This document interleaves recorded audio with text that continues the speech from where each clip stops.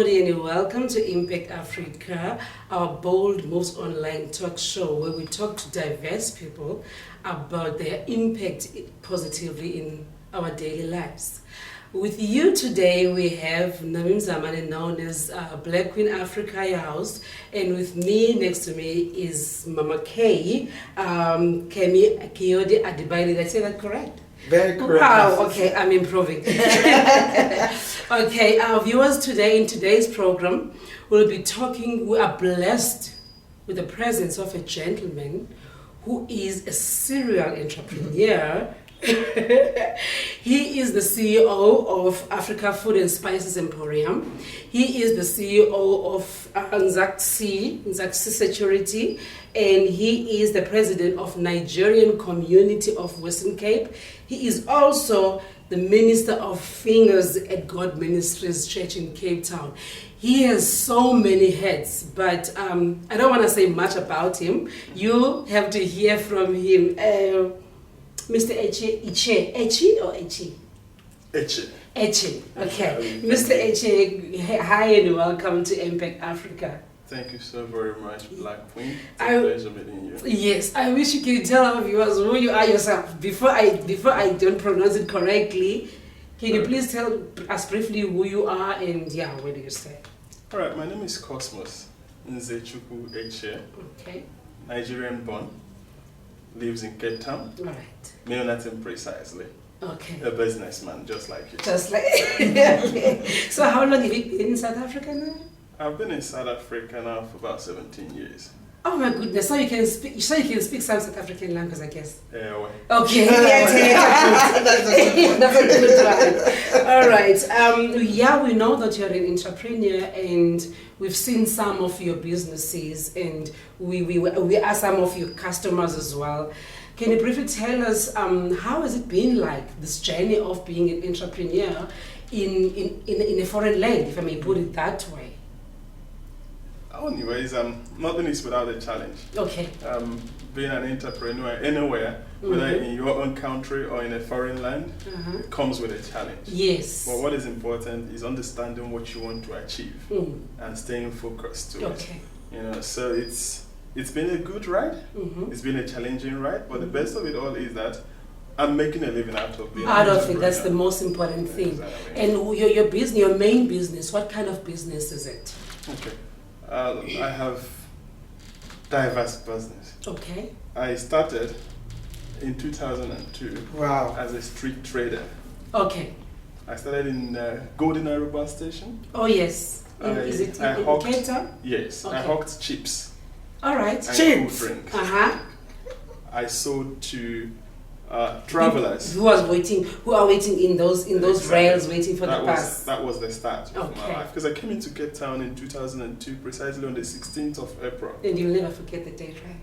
That's interesting. Very interesting. That was when I came into Cape Town. Okay. And so I had to start a life with the little cash I had then. At land there was no job. Yeah. There's no other means, thing else to do but to start a living. So with a little BTA that I had then, I had to find a place where I could buy chips. I saw an opportunity there, people traveling there, so get cool drink chips, and I sold. And it's always full day. It's always, especially in the evenings and in the mornings. Exactly, that worked. From that, I have moved from one business to the other. I moved from chips to the parade ground, where I started selling handbags and toys. Yes. I put up a stand. On Wednesdays and Saturdays, there's more business on those 2 days, I remember. Yes. So from that, I moved on to, I got married in 2003. I came in 2002, I got married in 2000. That was quick, anyway. But then, so when I saw that I am now a family man, I had to think of what next. You have to think big now. Exactly. So with the bag business, my wife was assisting. So I left her there managing it. I had to go and train to become a security officer. Okay. I trained to become a security officer. I took up the security job. And when I'm off, I would come and assist her in the business. So when you are working your shifts as a security, she is doing the selling of the bags. Exactly. Okay. Were you getting the bags from South Africa or importing? Yeah, there were places where you can buy and resell. So that was how I started from the bag business. and worked as a security officer, grew up from being a guard to a supervisor to a manager in the company, gained experience. Yes. Then, Why did you choose security? Why that work? it's just in an environment then what you could lay hand on easily. It's what was easier Available. Exactly. Yeah, I think that's It's not because you were so much into this being a security guard, but you had to look for something else to supplement your business. That was the option available then, and I went for it, and it worked. From that period, 2005, that was when I registered my first business, Nzacksi trading. I registered it in 2005, and just trading. So in 2006, I thought of getting into the security business. Now that I know it, You're getting more interest and loving it and understanding how it works. So I made inquiries, found out what was required, and I started the process of registering a security company. While I was working for someone as a security manager, I was busy preparing my own registration. And it happened that in 2007, I got my first security contract. Wow. I was working and I hired someone to manage my office. So you're still working for the other company? Yes, I split my salary in a month to pay a person who was to my office and all that.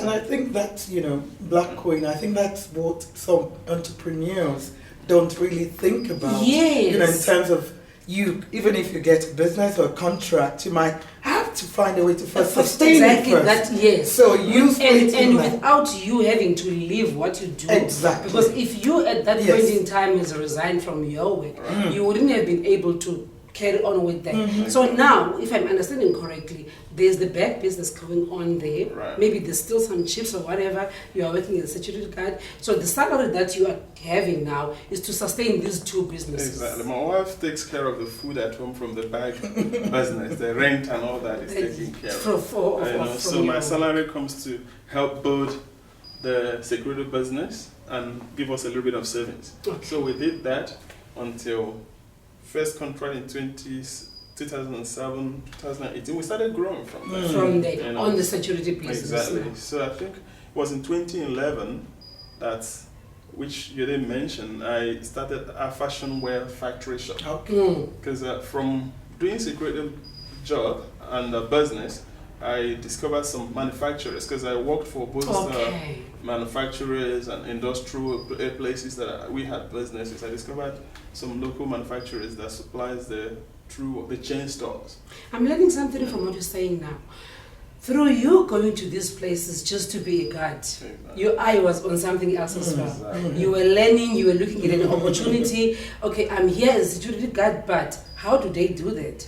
Okay, in here they do manufacturing, in here they do this. So I could, at some point, when I have time and money, I can also use this place to stock my stock for my own business. Exactly, it's about identifying an opportunity and knowing how to make something good out of it. Yes. Yeah, so I identified an opportunity in that area that those manufacturing plants have overruns, they have rejects, and some people might need them, because I've been in the street trading before, so I know. So you know what is needed in the street. I set up, first of all, here in Weinberg, my first store, and then for clothing. Yes. So at some point we had a store in Belleville, in Weinberg, and in Claremont. Wow.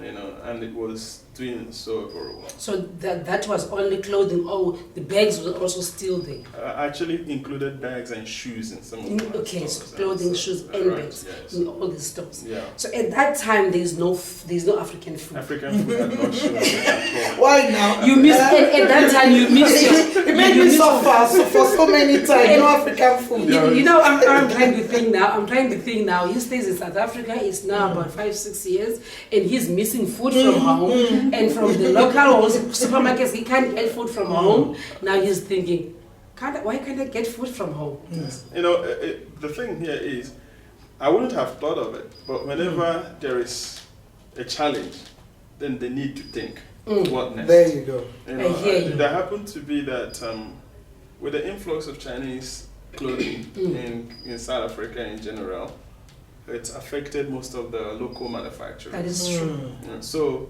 most of all my supplies in the clothing was local. Okay. There was. So you were supporting the local economy. Exactly. So when they closed, one of my biggest suppliers then kept underwear in Epping. The bed, what do you call them again? Peter Blonde. They all closed down. So I had to think of what to do next. Then I identified the need to go for food. So it was not because you were missing, Nigerian food at that time, or people were telling you about that. All that accumulated to the thinking. I was need now for me to find something else to do. Exactly. So. Okay. So, but did you do your research first in terms as an entrepreneur? Did you have to do your market research to see how many Nigerians were you catering for? Only Nigerians or other African people? Okay, I've been because I'm sure it's not just Nigerians. Not at all. I've been in Weinberg since 2006. Okay. That's when my first office was in Church Street. Okay. So I know the demographics in this area. Yes. So there's a lot of foreigners, diverse foreigners, not just Nigerians. So if you look at most of the other African foods, either they're catering just for Nigerians because their market is Nigerian. Yes. But my store here is vast. My product comes from all African countries. We cater for the Congolese community, Zambians, Zimbabweans. So we get food from all those. So I saw there was that need. And there's no store like this of mine here in on this area. So yeah, that's how we came about African food. All right. Wow, this is getting more interesting. It's a journey, and the fact that you're a serial entrepreneur from security to clothing. Serial.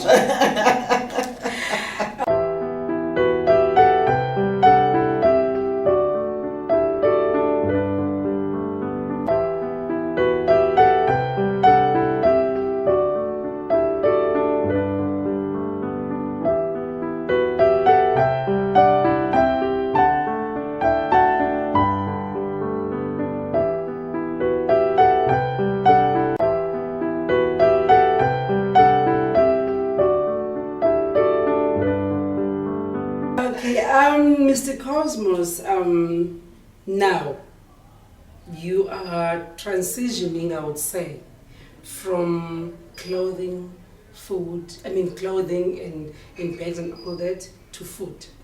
Definitely there would be some changes and challenges there. You are now moving from using local suppliers only, because the food that you are talking about, we don't have in Cape Town. I know for a fact. So you had to get it somewhere.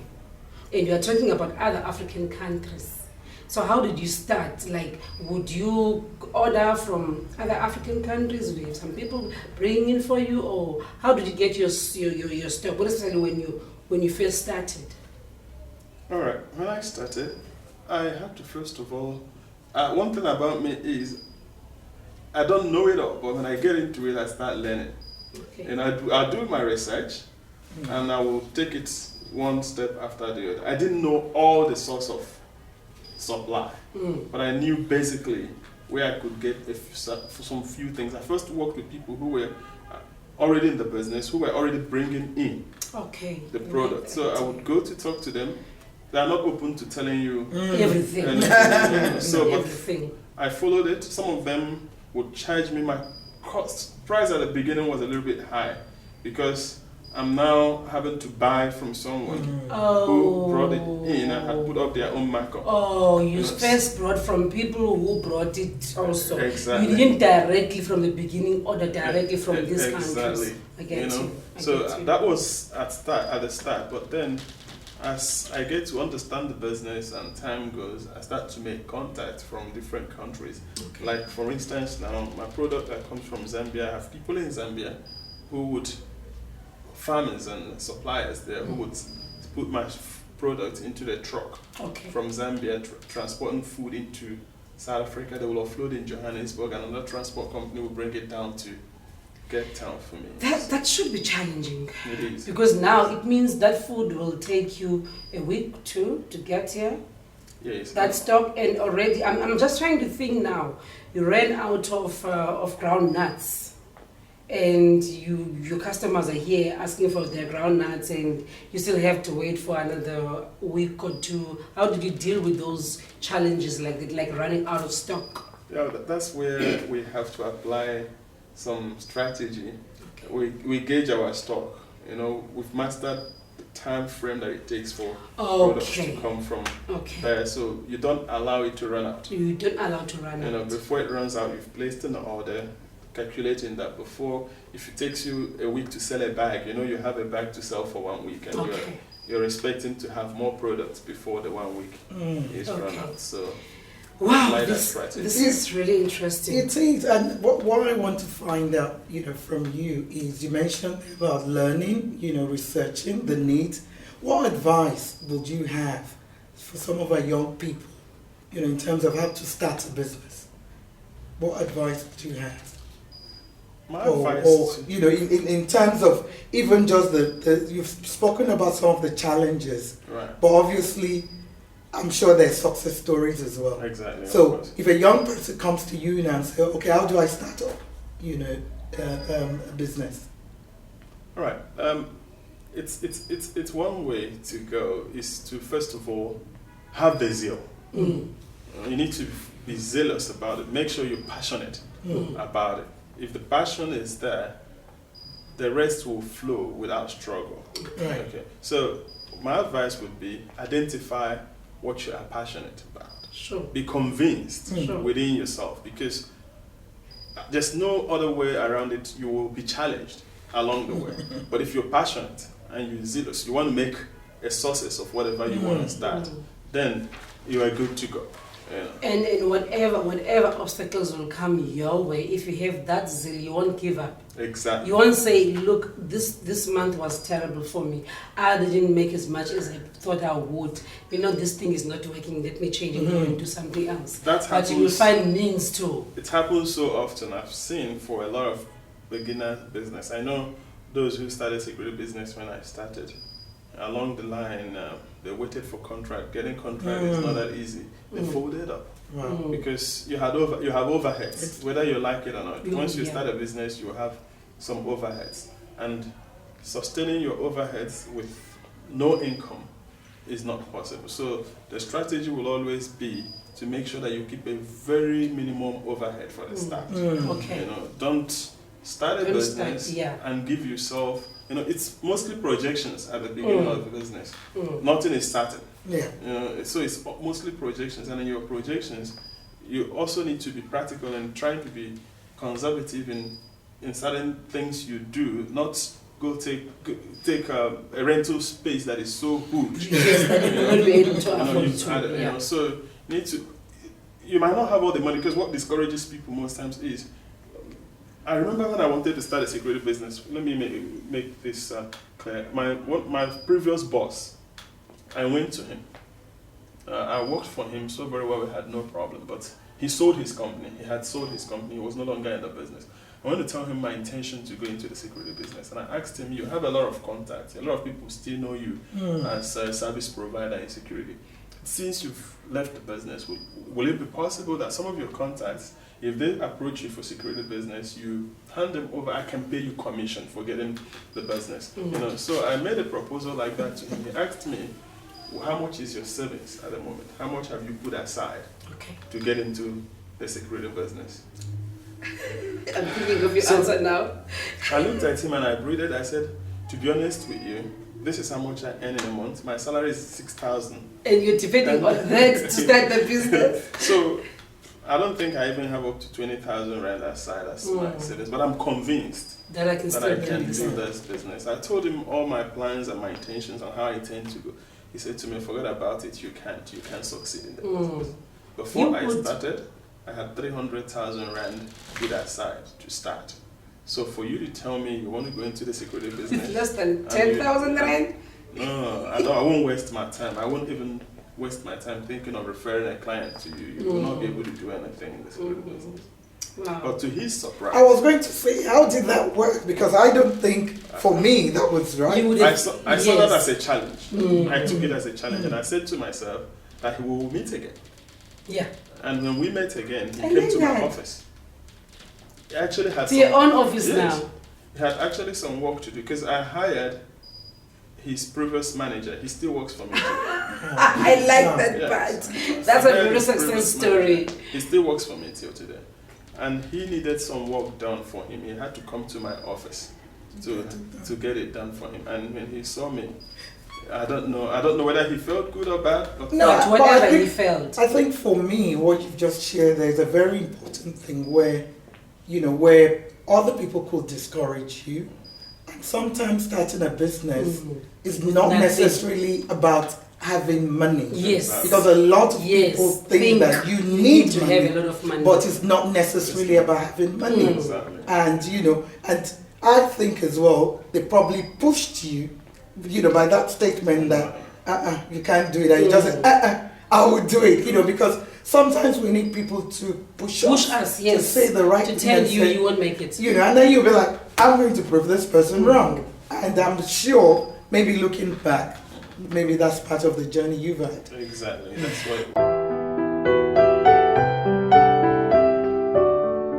was for me. And one thing I want to understand, back quickly to your security business now. Right. Do you do training as well? Do you train your security guards, or you get already people who qualified and send them out there? Yes, basically in the security industry, you can incorporate a training center and a security service provision. Okay. But I restricted my services to deploying trained security officers. But we do on-site training based on requirement on that side. Each site has different requirements. Okay. So you may have been trained as a security officer, you understand the concept of security, but the client has specific requirements. Yes, So we yes. make service for clients based on their requirements. So we train security officers based on what clients are requiring. But we are not a security training center. Yes, where you just basically train those codes A, B, C. I think there's So you BC, must have DCBA, but you do it training. according to your. They come with their own training, Exactly. but now you train them as per the requirement of the client at the time. Exactly. Okay. Do you have employed? Sorry to use the term employed, hired, whatever term you want to use. But do you have South African people working for your companies? Definitely. It's impossible to operate here without having South Africans. My clothing store, from the day the door was opened, I hired an elderly lady who she turned 60 this year. Okay. She ran my store. She's colored. She ran my store, and all my clothing store were managed by South Africans. There was no foreigner at all. That's great. In my clothing store. So. But obviously you employ anybody who qualifies. Yes, anybody who qualifies. Focus on the local. Yes. It's not about your yes. nationality. Once you're legal in the country, you have the right documentations to work, and you qualify to work. Why not? There's no need. You know why I'm asking the question. We can't run away from a fact. I'm a South African, right? But we can't run away from the fact that we are now getting somewhere. We have had issues with South Africans and non-South Africans. That's a different show. Yes. Now the reason I asked that question was that I wanted to understand that, okay, you do employ South Africans. Have you had any kind of challenges based on discrimination of you not being a South African running a business in South Africa, employing South Africans? Anything direct in that line? Not really. Okay. I've had pretty much good relationship with my staff who are South Africans. Obviously,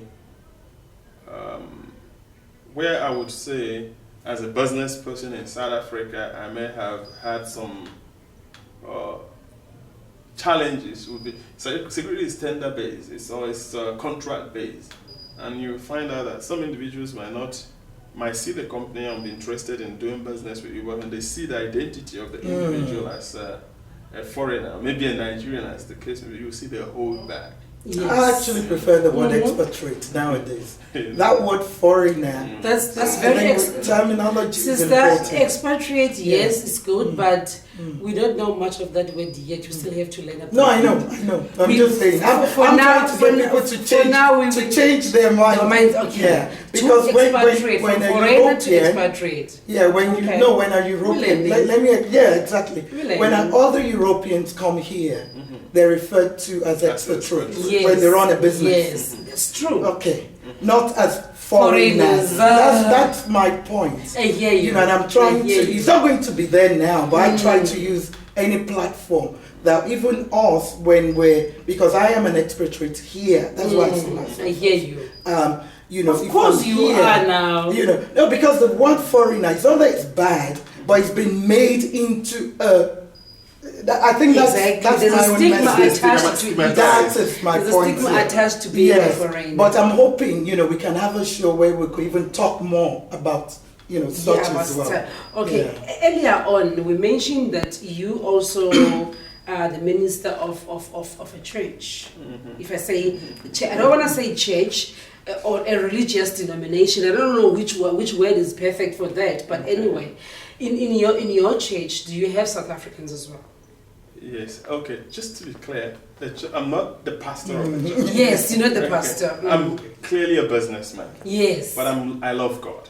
Thank you. Okay. Amen. My successes and everything I've done have been inspired or encouraged by my attachment to God. Yes. So that confidence that I usually have to say I can do it. Not because of just because I believe there's God behind me. Yeah. So because of that and my commitment to things of God, at some point I was meant to go through some training in the church. Okay. The bishop of the church, Finger of God Ministries, in Brooklyn, Mayonet, Cape Town. He provides ministry training for individuals that he thinks could fit into being the ministry. Okay. So I went through that process. I got trained and I was ordained as one of the ministers in the church. Okay. So I assist in ministering. I do preach. Okay. When I'm slotted to preach. But you are not the pastor. I'm not the pastor. And the church is an interdenominational. It's a multi-ethnic church. It's not just a Nigerian church. So everybody is we in have the church. all nations in the church. You know why I'm asking this question? From what we've been having this conversation, I'm learning a lot of things. You come to South Africa, you run a business, you work for South Africans, you work with South Africans, you start your own business, you create jobs for South Africans, being a non-South African yourself. And in all that, there's also God involved. And still in the church that you are included in, you are part of, there's still also South Africans and non-South Africans. That on its own, for me, says something about being African, being a human being. That is something that I feel that we could learn from. Okay, just one, I'm not going to say last, but one before last question that I want to ask from you. If I were to come to you and say, Mr. Echie, can you please do some entrepreneurial training of some entrepreneurial skills for this group of people, would you do that? I guess you're putting me off.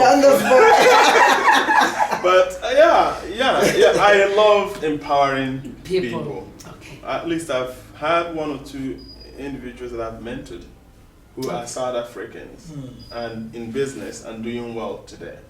And I can, without fail, there's not much to it. There's no specific book that needs to be read to understand. There's no manual. Entrepreneurship. It's a simple process if the people are willing to follow through.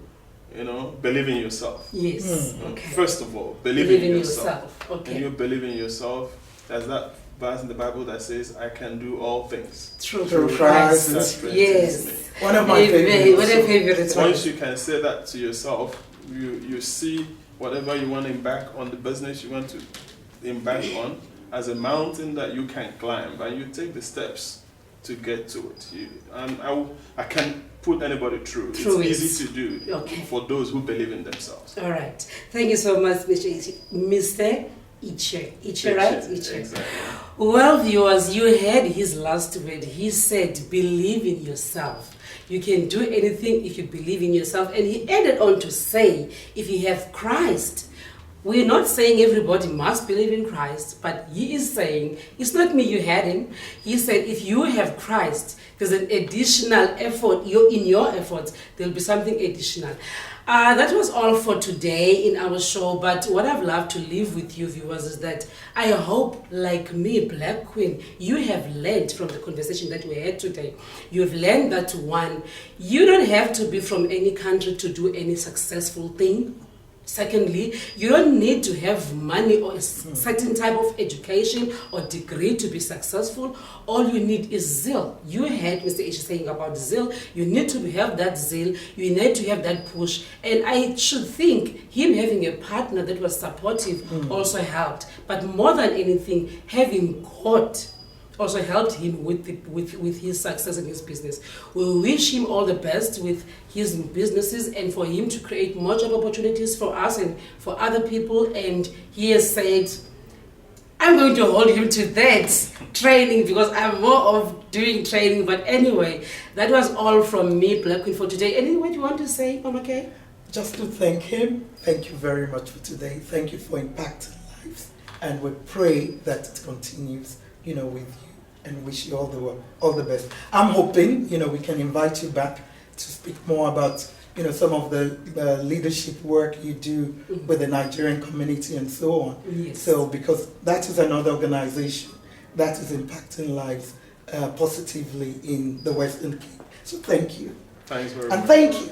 And right, so from me, BlackQueen, and Mama Kay from Bold Moves Online Talk Show, we are here next week again, impacting lives. And from you as well at home, we hope you enjoyed the show, and we invite you again to come be with us next Friday, and where we'll learn how more of our people are impacting lives. From us and the rest of the crew, cheers.